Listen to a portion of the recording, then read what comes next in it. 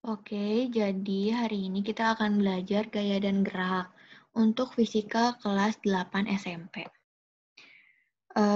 Pada bab ini, di subbab pertama kita akan belajar gerak pada benda yang ada pengertian gerak, terus ada gerak lurus dibagi menjadi dua, gerak lurus beraturan dan gerak lurus berubah beraturan.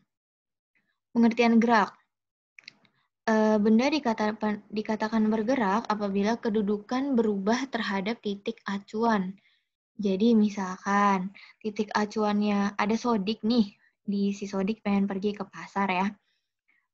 Titik acuannya itu rumah.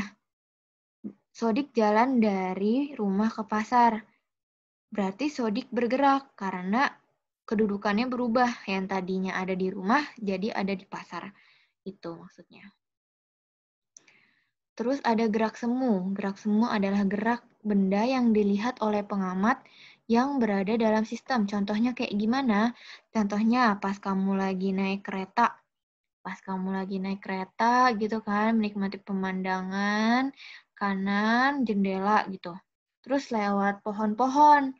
Nah, pohon-pohonnya itu seakan jalan kan ya? Seakan jalan ngikutin keretanya, padahal enggak, kamunya yang jalan gitu di kereta.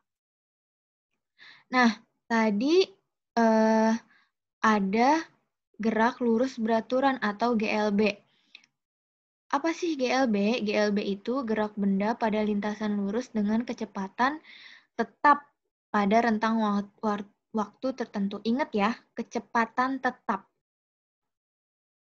Kalau kita bahas GLB, kita juga harus bahas jarak sama perpindahan.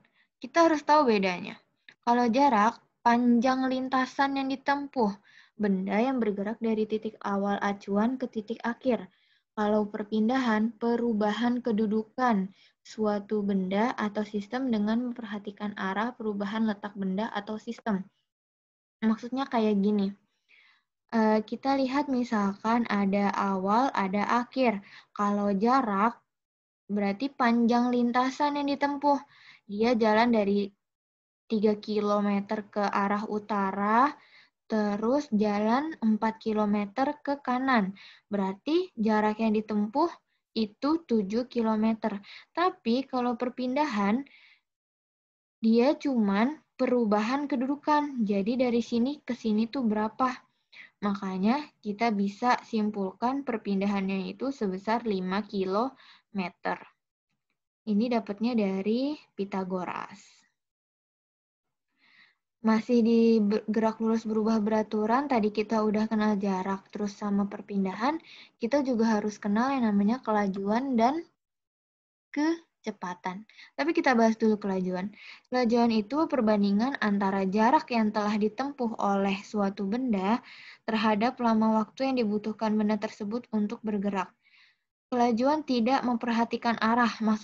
Maksudnya arah di sini adalah ke kanan, ke kiri, ke atas, ke bawah. Itu dia tidak memperhatikan kalau kelajuan.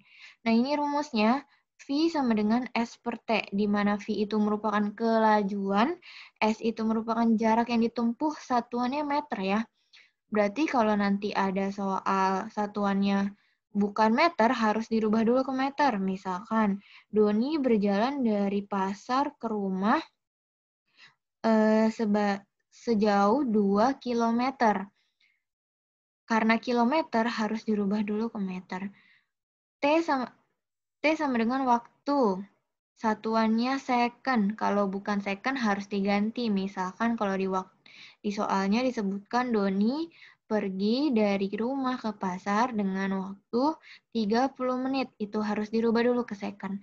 Maka nanti kelajuannya, satuannya itu meter per second. Tadi udah kelajuan, sekarang kecepatan. Kecepatan merupakan besaran vektor. Gerak benda memerhatikan nilai arah. Karena kecepatan ini memperhatikan nilai dan arah, ada arahnya, berarti dia merupakan besaran vektor. Ini rumusnya. Kecepatan atau V sama dengan perpindahan benda per waktu tempuh sama dengan X per T. V sama dengan kecepatan, satuannya meter per second. X beda ya, kalau kecepatan X Kalau kelajuan S. X sama dengan perpindahan benda, sama satuannya masih meter, T sama dengan waktu tempuh, sama masih second juga. Tadi kita gerak lurus beraturan atau BLBB, tapi sekarang kita masuk ke gerak lurus berubah beraturan atau yang biasa disingkat GLBB. GLBB adalah gerak benda pada lintasan lurus dengan kecepatan yang berubah secara beraturan sehingga percepatan benda bernilai tetap. Dari namanya udah ketahuan ya, gerak lurus berubah beraturan, berarti di sini kecepatannya berubah. Kalau kecepatannya bertambah, maka GLBB-nya dipercepat. Tapi kalau kecepatannya menurun, maka GLBB-nya diperlambat. Ini kurvanya, benda mengalami percepatan, berarti kecepatannya bertambah. Kalau benda mengalami perlambatan, berarti kecepatannya berkurang dong, karena kan lambat. Makin lama makin lambat. Gitu. Pertama kita di GLBB kenalan nih sama yang namanya percepatan. Atau biasanya di lambangnya itu A kecil ya. Nah, percepatan itu merupakan perubahan kelajuan setiap satu satuan waktu. Kalau dipercepat, kelajuannya bertambah. Kalau diperlambat, kelajuannya berkurang. Ini rumusnya. A sama dengan delta V per delta T sama dengan V2 min V1 per T2 min T1. Ini dicatat ya, jangan sampai enggak karena ini pasti keluar. A untuk percepatan, delta V untuk perubahan kecepatan, delta T untuk selang waktu, V1 kecepatan awal, V2 kecepatan akhir, T1 waktu awal, T2 waktu akhir. Selanjutnya kita masuk ke gaya dan hukum Newton. Ada gaya pada benda, misalkan ada resultan gaya, jenis-jenis gaya, gaya gesek, dan gaya berat. Ada hukum Newton, hukum 1 Newton, hukum 2 Newton, dan hukum 3 Newton. Pertama, gaya pada benda. Gaya adalah tarikan atau dorongan yang dikerjakan pada benda, sehingga benda diam dapat bergerak atau sebaliknya. Gaya dapat mengubah bentuk benda, dapat mengubah arah gerak benda. Misalkan kamu dorong meja, atau enggak misalkan kamu narik meja, itu yang namanya gaya. Gaya dapat mengubah bentuk benda, maksudnya beneran bentuk ya. Misalkan kamu habis minum Coca-Cola nih, Coca-Cola yang kaleng ya, Coca kaleng atau botol aqua lah gitu. Sebelum dibuang kan harus diputer dulu kan, biar nggak bisa dipakai. Nah, pas proses kamu ngeremukin botolnya, itu yang dinamakan gaya dapat merubah bentuk benda. Terus dapat mengubah arah gerak benda. Tentu nanti kalau kamu misalkan geser lemari ke kiri atau enggak geser lemari ke kanan, itu kan berarti merubah arah gerak benda. Nah, biasanya benda itu satuannya Newton atau N. Gitu. Nah, resultan gaya. Gaya merupakan besaran vektor karena mempunyai arah dan besar.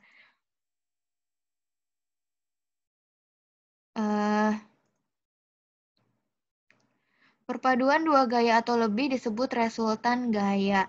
Jadi, gaya itu kan merupakan besaran vektor. Dia mempunyai besar dan arah. Besar di sini maksudnya misalkan nih aku udah tulisin. F1 itu 20 Newton. F1 20 Newton, F2-nya 10 Newton. 10 Newton. Yang mana yang besar? Ini, 10 dan 20. Kalau arah mau ke kiri, mau ke kanan, mau dua-duanya ke kanan, mau dua-duanya ke kiri, atau satu kanan, satu kiri, it's okay. Tapi nggak harus dua gaya doang ya, bisa 3, bisa 4, bisa 5. Nah, yang perlu diingat, kalau arahnya sama, biasanya ditambah gayanya. Karena F1 dan F2-nya searah, kita lihat F1-nya 20, F2-nya 10, arahnya sama, berarti tinggal ditambah. 20 tambah 10, jadinya 30 Newton. Aku tulis ya, ditambah di sini. Tapi kalau berlawanan yang satu biasanya dikurang. Yang biasanya dikurang itu yang arahnya ke kiri biasanya. Makanya gaya totalnya ada 20, 20 kan F1 ya ke kanan, positif dia nilainya. Minus 10. Minus 10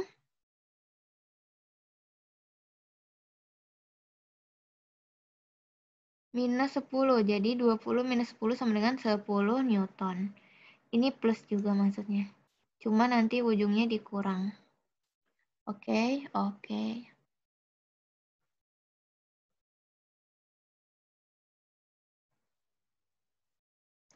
Next.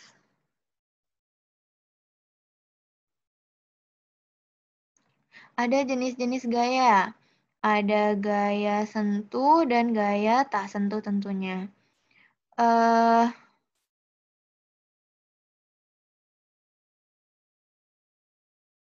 Sebentar, aku harus hapus ini dulu ya. Oke. Gaya sentuh. Gaya yang dikerjakan harus dengan persentuhan atau kontak langsung. Berarti kalau gaya tak sentuh, tanpa adanya persentuhan atau kontak langsung. Maksudnya gimana? Kalau gaya sentuh, contohnya kayak gini. Bapak-bapak dorong gerobak. Kamu lagi ngedorong meja, kamu dorong lemari. Atau enggak kamu narik, apa ya? Apa yang biasa ditarik? Narik kursi gitu. Itu namanya gaya sentuh karena kamu megang langsung kan. Tapi kalau gaya tidak sentuh, berarti nggak ada kontak langsung. Biasanya pakai magnet atau menurut aku pakai radiasi juga bisa sih. Gitu. Gaya gesek. Gaya gesek adalah gaya yang timbul karena gesekan permukaan dari dua benda atau lebih. Ada dua macam gaya gesek statis dan kinetis. Kalau ada gaya ke kanan, pasti gaya geseknya ke kiri. Jadi, gaya gesek itu pasti berlawanan sama arah gaya yang diberikannya. Ini kan gaya yang diberikan ke kanan kan? Karena gaya gesek harus berlawanan, berarti dia ke kiri. Nah, ini rumusnya. Sigma F sama dengan M kali A. F min F kinetik gesek kinetik sama dengan M kali A. Sebenarnya konsepnya sama aja kayak yang tadi. Yang ini. Yang mana ya? Nah, yang ini. Kalau berlawanan arah dikurang. Nah, tapi gimana Kak kalau misalkan gayanya tuh lebih dari 2 gitu, ada 3. Oke, misalkan misalkan ada gaya lagi ya di sini ya. Ada gaya lagi gitu. Sama satu lagi nih. Kok dia searah sama FG padahal tadi Kakak bilang harusnya berlawanan arah. Nah, misalkan ini F1, F2, F3 gitu. Nah, F1-nya 20. 20 ini 20, F2-nya 10, ininya 5 gitu ya, 5 Newton. Nah, kalau ada kayak gini gimana, Kak? Kalau gaya geseknya kita nentuinnya gimana? Kita lihat. Kalau tadi kita kalau searah ditambahkan ya, berarti 10 tambah 10, 20 tambah 10, 30. Kalau berlawanan tinggal dikurang. 10 tambah 20, 30 kurang 5 berarti 25. 25 positif. Nah, kita lihat nih antara F1, F2 sama F3 itu lebih besar yang mana? Kalau F3 kan cuma 5 doang ya nilainya. Tapi kalau F1, F2 dia 20 tambah 10, berarti 30. Lebih besar ke kanan kan?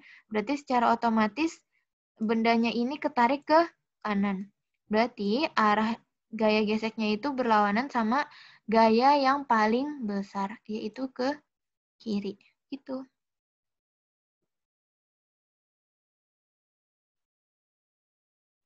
Next. Nah, ada gaya berat. Gaya berat benda adalah gaya gravitasi bumi yang bekerja pada suatu benda. Rumusnya ini, W sama dengan M kali G, di mana W itu berat, M itu massa, G itu percepatan gravitasi. Biasanya dipakai itu 9,8, pasti selalu 9,8 atau 10. Kalau misalkan kamu nggak diketahui, saran aku sih langsung pakai yang 10, tapi kalau bisa tanya dulu sama gurunya, mau pakai 9,8 atau 10. Gitu. Nah, gaya berat itu gaya berat benda adalah gaya gravitasi bumi yang bekerja pada suatu benda. Maksudnya berarti ada benda gini, ada gaya ke bawah, gaya berat. Pasti dia ke arah bawah. Nah, kalau ini misalnya kita lihat nih, kalau bendanya miring gini, W-nya kemana? W-nya bukan ke arah sini ya. Bukan ke arah yang ada X-nya ini, bukan. Tapi ke bawah sini, ke tanah gitu. Nah, kita sekarang masuk ke hukum 1 Newton. Bunyi hukum 1 Newton adalah sebuah benda akan tetap diam atau bergerak dengan kecepatan tetap jika benda tidak terdapat gaya atau resultan yang bekerja pada benda itu. Rumusnya sigma F sama dengan 0. Penjelasannya adalah benda ingin mempertahankan keadaan semula. Jika benda dalam keadaan diam awalnya, maka cenderung tetap diam. Tapi jika benda bergerak, akan tetap bergerak. Contohnya kayak gini, ada mobil nabrak gitu yang nyeruduk gitu, si orangnya nggak pakai sabuk pengaman, ya kelempar dong. Nah gitu. Atau enggak pas kita lagi naik mobil gitu ya, lagi naik mobil atau enggak naik angkot gitu kan, abang-abangnya suka ngebut, tiba-tiba suka ngerem mendadak, shit gitu, badan kamu maju ke depan kan ya. Nah itu yang namanya hukum 1 Newton. Selanjutnya ada hukum 2 Newton. Bunyinya itu percepatan yang ditimbulkan oleh gaya yang bekerja pada benda berbanding lurus dengan besar gaya. Resultan gaya dan berbanding terbalik dengan massa benda. Ini rumusnya yang dipakai biasanya yang sigma F sama dengan M kali A aja ya. Ini mau A sama dengan sigma F per M itu sama aja, nanti tinggal M-nya dipindahin ke sini. Dengan A sama dengan percepatan, M massa benda, sigma F itu resultan gaya. Contohnya ada orang lagi dorong mobil, atau enggak tadi bapak-bapak lagi dorong gerobak. Itu contohnya hukum 2 Newton. Nah, selanjutnya ada hukum 3 Newton, yaitu bunyi hukum Newton 3, setiap ada benda aksi selalu ada gaya reaksi yang besarnya sama, tetapi arahnya berlawanan. Jadi rumusnya sigma F aksi sama dengan minus sigma F reaksi, karena arahnya berlawanan. Contohnya apa? Contohnya orang lagi dorong tembok, tapi ini nggak jelas juga ya kenapa kita dorong tembok gitu. Tapi it's okay, dijadikan bayangan aja. Ada gaya aksi yang dilakukan oleh kita lagi dorong tembok, ada gaya reaksinya ke arah kanan. Ada juga orang lagi mana? Ada aksi, ada reaksi. Ini hukum Newton ringkasannya. Silahkan dicatat saja. Ini ada bunyinya dan rumus serta contohnya. Contohnya juga orang bisa nih hukum 3 Newton orang berenang. Gitu. Udah hari ini sekian sampai di sini. Terima kasih, semoga bermanfaat.